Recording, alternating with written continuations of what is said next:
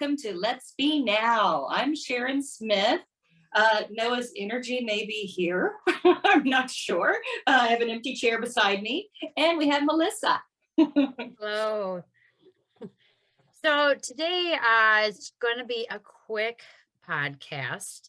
Sharon actually had a question that had transpired over this weekend. So she had wrote me and said, can we answer this question? And it's a great question for all of you people out there so that you know what it actually means to be in activation. So go ahead and ask the question, Sharon, or tell the story and then ask the question. Perfect. I was going to say it has to be with the story. We were in England as a family from 2008 to 2010. I was with my husband's work. So we traveled a lot when we were there. We traveled to Egypt, and we'd met with another new friend. Her name is Caitlin White, and she'll be joining us at some point on a future episode. But she said, I bet they were activated when they were in Egypt. And I had no idea what that meant. Well, okay, I had an idea, but I knew that Melissa would know more about this. So I wanted to ask, what does that mean to be activated when we were at the pyramids? We stayed in Hurghada, Egypt. So it wasn't in Cairo, but it was Valley of the Kings, about an hour or so out, but definitely tombs and relics and things like that. Okay, so first I'm going to address the activation part. So what it means when we say you've been activated or you got activation codes, or there was some kind of activation that you went through. And activation, when we think of it from just simple terms of turning on a computer or starting an idea, means that something was put into motion, that there was a spark of something that happened that says, okay, now it's time to turn on. Now it's time to move forward. Now it's time to share energy. Whatever that activation is the start of something and to push something. And actually, let's even look into, gosh, let's see the definition of this. Because, people like to think that there's a separation between, science and religion and spirituality or data. And the reality of it is that everything works the same. So down to the definition of activation of energy or activation of codes, activation of light, whatever it is, it's all going to be the same. So it is the minimum quantity of energy which the reacting species must process in order to undergo a specified reaction. Okay. So when we're talking about the activation, not only then do we start that, but also it is a process of how do we start processing that. When we are activated, we change perspective. Now, first off, let's go back to the beginning of life, like prior to life even coming into this world. We set our algorithms. And as much as people like to think that we have free will, we do have free will, but free will is the same thing as, I don't know if they even have them anymore, but back in our day, we had the storybooks where they were called adventure books. So if you picked this, go to page 74. If you pick this, go to page 23. Okay. And I know that video games have the same thing. If Mario hits his head on this block, he gets a mushroom. So every single thing that comes into the reality of our so-called life has set algorithms, has set codes. And if such code is met, if a reaction is made or somebody is in a specific spot or has made a decision or has somebody else had said something that changed the reality of their being at that moment, that is activation. And we set these things before we even have our life to say, if we made it here, then this is the knowledge we're going to receive.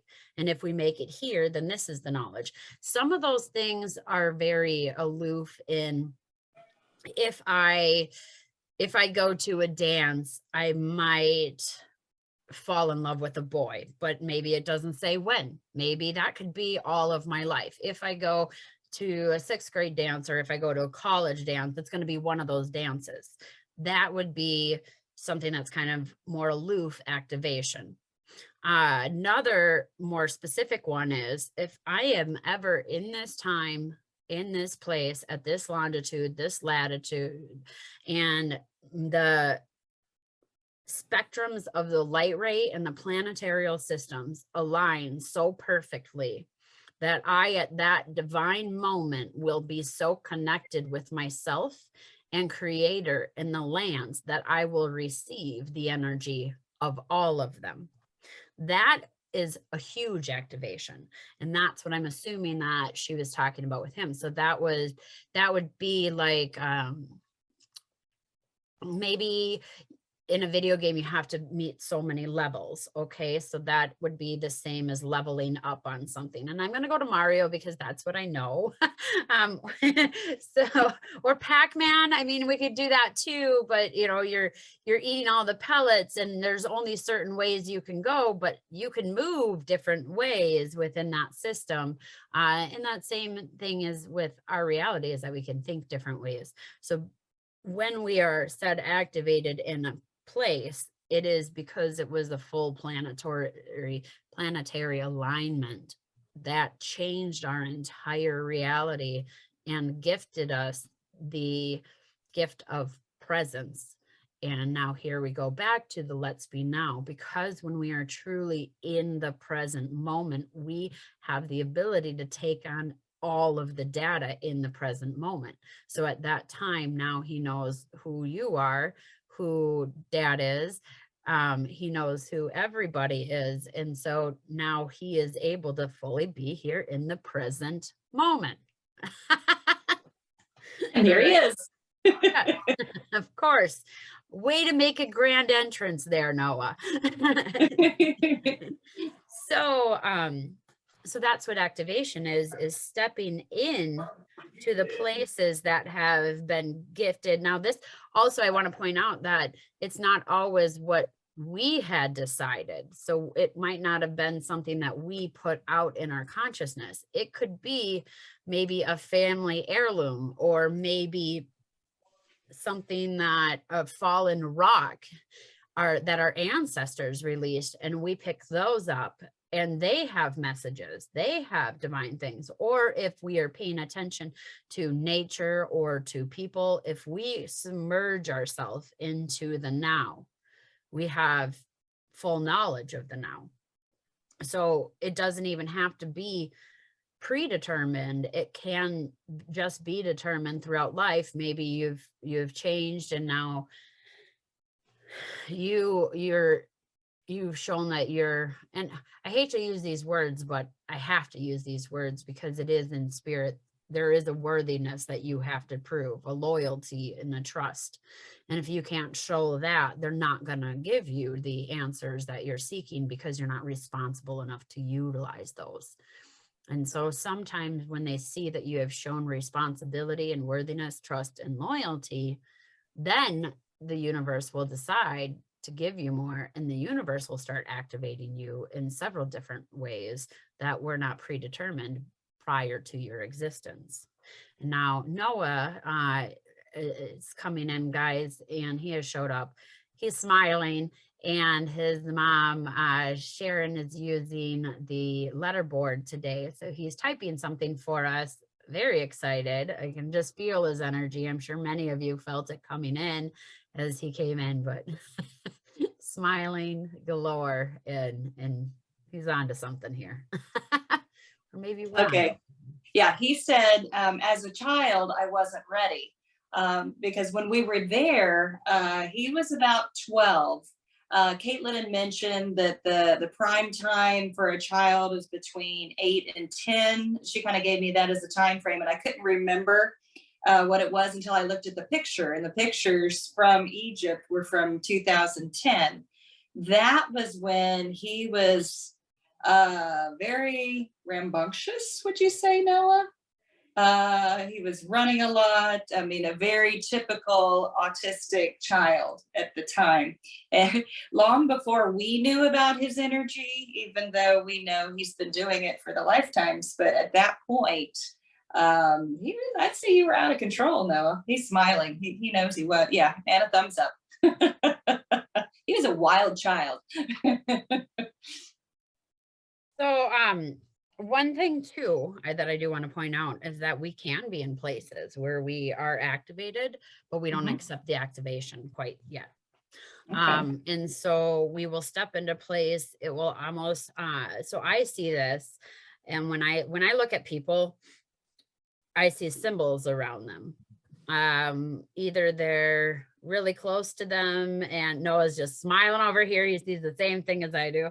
But they're very close to their head. That means that that's something that they're seeking or they're thinking about obtaining.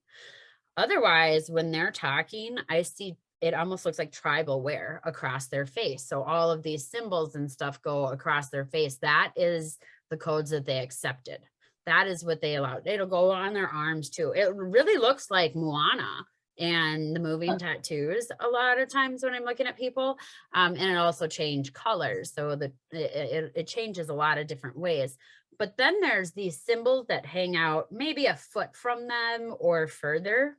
Those are symbols, and that they are ready to receive or that they have been gifted.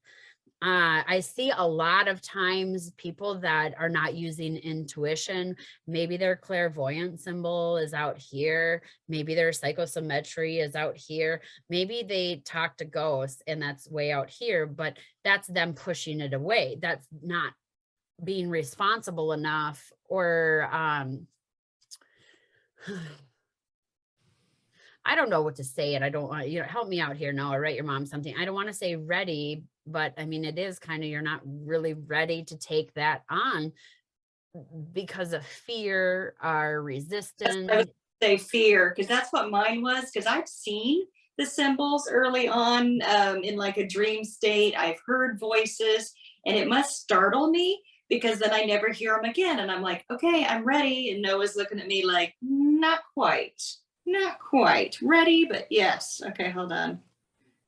Noah's typing some more, but yeah, and that's the resistance, because sometimes the symbols want to come in, but there's something that triggers us to not allow that in. So those are activation codes that aren't used. Now, the interesting thing is they almost have the expiration codes on them. So if the person does not accept for a while, and they have people that are around them, or even somebody that really resonates with them, could be a stranger that understands that concept and is willing to utilize that, they'll take that right from them. And let me tell you, this is the thing that you see as seen on TV. I've never seen it so much so as seen on TV, that one person comes up with an idea and they're gonna, I even had it like a boombox cooler, but also you could heat on one side, or had a flashlight. Me and my friends were coming up with all these cooler ideas. And suddenly somebody came up with a cooler idea that you could heat it or you could cool it down. I also had a flashlight and a boombox. Okay. In consciousness, once an idea has been made, anybody can have it. Several people will own that idea until they give up on that idea, or that idea is tired of giving up on them, and that idea is going to go latch onto somebody else. So somebody else is going to have your idea. Somebody else in this world is going to say everything you're saying. Let me be very firm here to say, not a single person has an original idea this day and age. And if you have an idea, use it, and use it now, because otherwise somebody else is going to.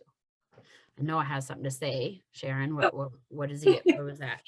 He just said mom will or mom can and will be able to do this soon. So he has faith in me. But yeah, it's like you said, that things are just slightly out of reach. That's how I feel all the time. It's like it's there, it's coming. And the more people I talk to, the more people seem to be like me, where they would either chalk things up to just intuition or coincidence, but the more that it happens, then they start to trust it a little bit more. So I'm learning along with, millions of other people. Yeah, for sure. And you are one that does have activation codes around you. You're just not utilizing them, but they are there. And I love that you say, I can feel it, it's there. And that's what so many people say. I can feel it, it's there. But do you embrace it? And that's the thing is, and I can say this with that this was my history, but I'm going to just point it out with you, and some of the listeners too, that you have been in a spot where you have been, the world tried to make you and put you into a box. Your kids can't communicate. They'll never do this. You do not have that ability. That is fake. That is not real. We do not see it. We do not feel it. You have been met with so many knots. And the same was with me too. My family said I was nothing more than something that was out of a Stephen King movie because of the things that I was doing and seeing and acknowledging. And that was scary to them. And so when we're in that spot where the rest of the world has said no to us, you yourself has to be the one to coach yourself to become who you want to be, because you're just fighting everybody else's words in your head, and it's not necessarily even your words. And so that gets hard for you when you're trying to activate. You have to work at it every day and test your intuition. So you can start by saying, I want to be activated and I accept my activation codes, but I need them slowly, because then that way you're claiming them, but you're still going to be working at them slowly. So then you start asking words to the universe, seeing what you get back and acknowledging the answers. Noah is writing something to his mom. What does he have to say? It's actually to you. He said, yes, XOXO, hugs and kisses. Perfect. It's reminding mom to say, I want to be activated. I embrace it. And I know it's as simple as that. Just in the morning, I've even been using the Featherhawk spray. There's one, Angels on Earth, I think is the name of that. And I spray Adriana myself, only good angels around us. So I'm starting the mantras and things. And so, yeah, baby steps, but yeah, I definitely need to do that. So got the chills. So Noah is bringing up a good question. And he just asked me through the telepathic channel that, we talk on. He said, can you ask mom how scared she was before we spoke? Yeah. What was life before communication for you? It was terrifying. I ended up in jail one time. I don't know if you knew this. It was when we came back from England. And there's a video. If you look on the Sharon's Webb Autism Foundation on Facebook, go back through the videos. This was 2010, right when we came back. Noah had walked to a church playground in England. We would let him go from A to B. We'd go with him, then would follow him. But he was in such a pattern. It's like it was very safe. It was our own neighborhood. He'd come back in 10 minutes. Well, then it got a little bit longer. But coming back, he was unattended. Minister at a church thought he was lost, called the police, and they decided that I was neglecting him. I wasn't watching him. We knew exactly where he was. So I sat in jail for 26 hours. He was 12. So, yeah. So that was terrifying. What was it like when, even further, yeah, you didn't have a way to communicate with him. You didn't have somebody telling you he's in pain. Can you get him something?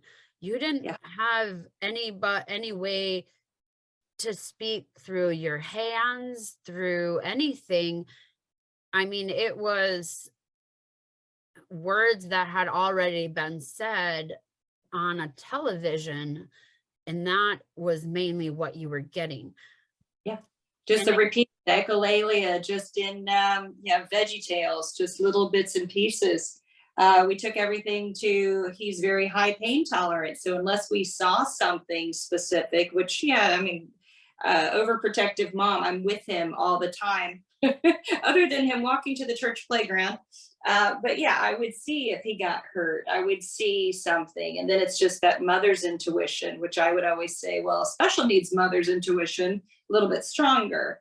But yeah, the language wasn't there, and it was scarier when he would go to school. It's like, well, what happens at school? You know, how is he communicating with them? And it was very hard.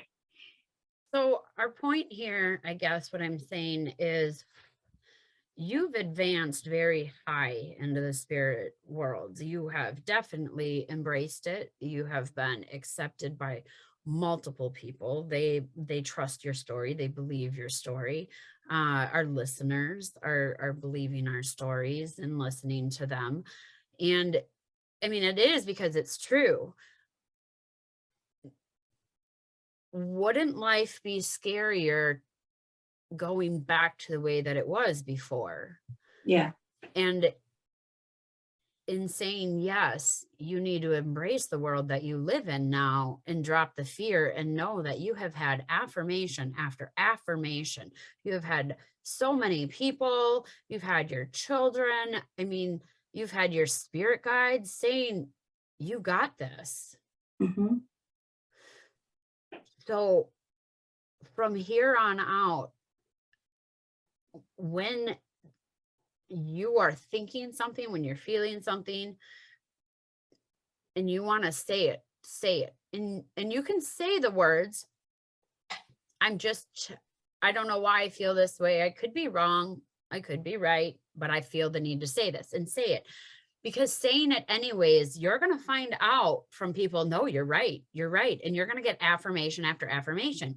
And if you get the wrong affirmation, then you're going to know, okay, well, that didn't feel right anyways, or there was a hesitation or something in myself where I didn't recognize that. You and all of the listeners are on a huge path that needs to be said, needs to be seen, needs to be spoken.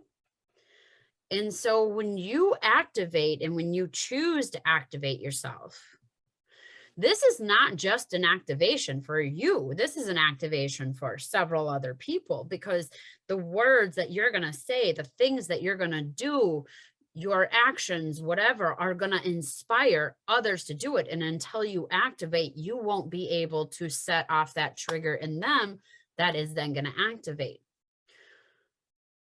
I am opposite, and I want you to start getting in that way. And Noah is opposite. You know, Noah and I are kind of the same, where what's the worst that's going to happen? We're going to die. We're going to be out of here. I mean, realistically, that's the worst, because we're on the side of the good. And if you are choosing, and now when I say the side of the good, I mean, you're actively making a choice every day to do something serving for yourself and other people around you. If you are doing that, the universe is going to serve you back. Okay. So I am more fearful that I don't fulfill my purpose, that you won't fulfill your purpose, that Noah won't fulfill the purpose, then how many and how much ability do I have? If the energy is there and I'm going to be this great person with this great energy, there's going to be other people with me. I'm not going to be the only one. So from here on out, when you're having a fearful thought, can I do it? Can I not do it? It is, I can. Every day, I can do this. I don't want any more I can't. I don't want any more excuses. I don't want anything, but I can, and just show up to do it. You know, Noah's just show up to do it. And if you do it wrong, oh, well, at least you're trying. And at least you know what not to do. The world needs you. So, and let me tell you this too. I have been on the side where I've lost my vision for a week. I can't tell you how scary that was. Being in a place where I can't hear or see my guides, where I can't see auras, where I can't see symbols, I can't see the energy and where it's coming from. That is so scary to me. When you choose your ability and when you choose what you have, it's always safe. And the world gets safer because you know so much more. And you know how to use it, you know where it's coming from, you know the genuine energy. So embrace it in that way, that this is your godsend. And the more that you accept your abilities, the closer you're going to be to your creator, the safer you're going to be, the more fulfilling your life is going to be, and the less scary it's going to be. The more that you've embraced this, Sharon, the more beautiful you've become. And it's been amazing to watch you. I mean, it was awesome to see you at the CBD store, just doing your thing and in your essence, being you. You were actually you. I didn't see you as a mom for a while there. You were you. And the more that you accept those abilities and those activations, the more you're going to see you and you're going to be proud of you. If we don't have that stuff, how are we going to be proud of ourselves? Where's our uniqueness? If we're just being like everyone else and too afraid to be unique, like, ugh. How are you ever going to know or see yourself? Because the more that you see yourself, every single person, I don't care if you're a rapist, a serial killer, I don't care what bad you have done in your life. If you work to be your genuine self, if you work to be your genuine self, I guarantee it will always come down to, I love and I want the world a better place. And if you think anything different, it's because the world has done you wrong, people have done you wrong, and you have not taken a deep look into the reality of the world. Instead, you have taken a look into the reality of how evil humanity can be. Switch that. Look at nature, look at yourself, think of the nice things that you've done, or think of the love that you've given to people, or just the beauty within your own body. Think of that. And I promise you're going to get all the activation that you need. What do you got to say, Noah?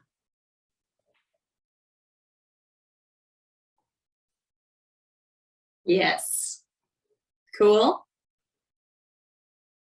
So true. Yes. All that's so true. He's trying to tell you more.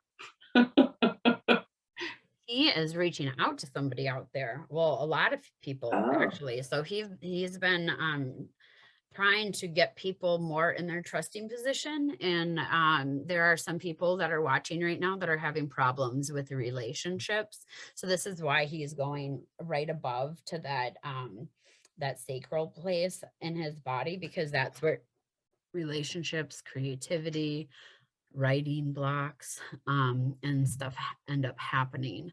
And so in that area there, it is actually putting trust in and putting energy into whoever.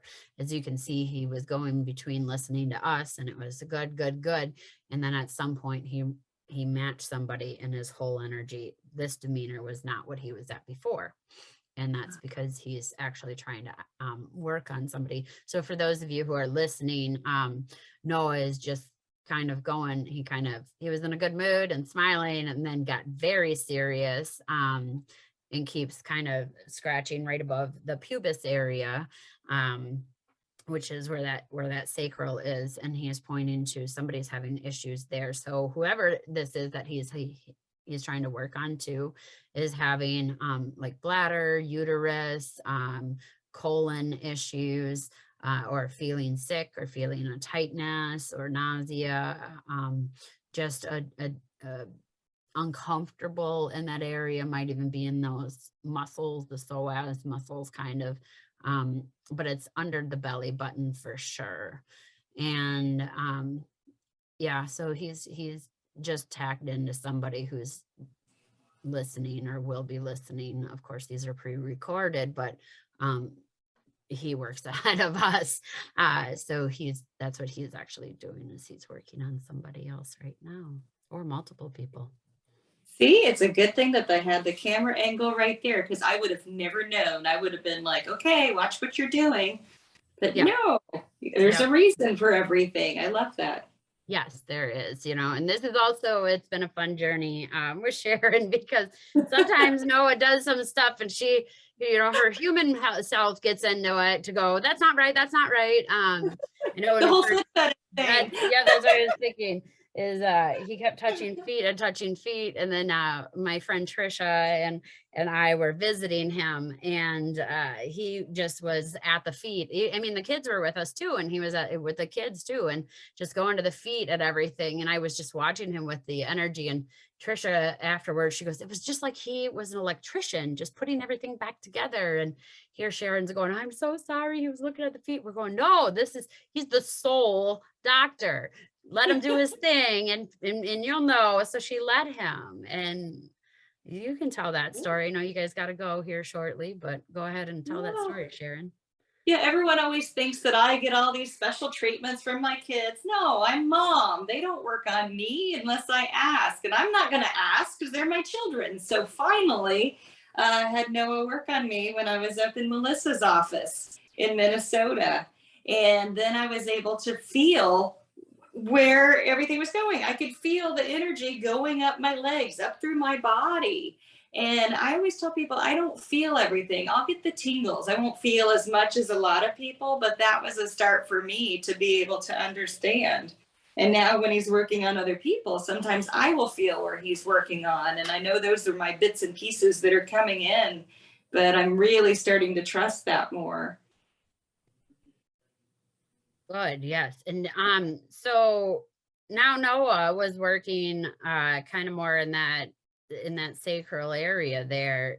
He just shifted and started working on his shoulders. So now you can see how he was working with somebody that has shoulder pain, maybe going through some more emotion. They're also going through some relationship stuff here too. And he's just very concerned and trying to help them through. Yeah. Well, you guys got to get off to the gym. So I will let you go to the gym here. And yeah, you guys have a wonderful time there. We will meet again when we meet again. I know we want to get a few guests on here, so we'll try to get a guest going. Let's even shoot for maybe tomorrow sometime. Yeah, we're free all day tomorrow, so line them up.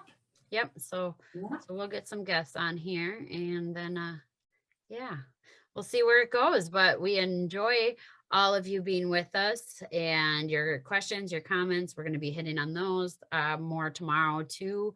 I know a bunch of you wanted to get kind of into a subject of God and how maybe it has not, or it doesn't have the trust in the humanity that it once had.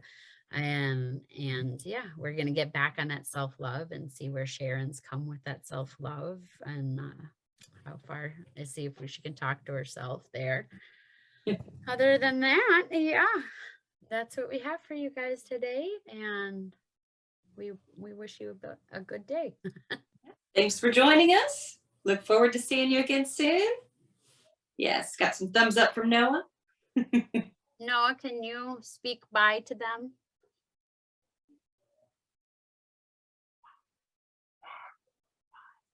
Bye. Nice. One more time. You got them working. You can do one more. Bye. Yes. Yeah. Thank you, Noah. Thank you. Thank you. Well, we love you all and we'll talk to you later. Hey, bye. Bye. Noah's waving at all of you too.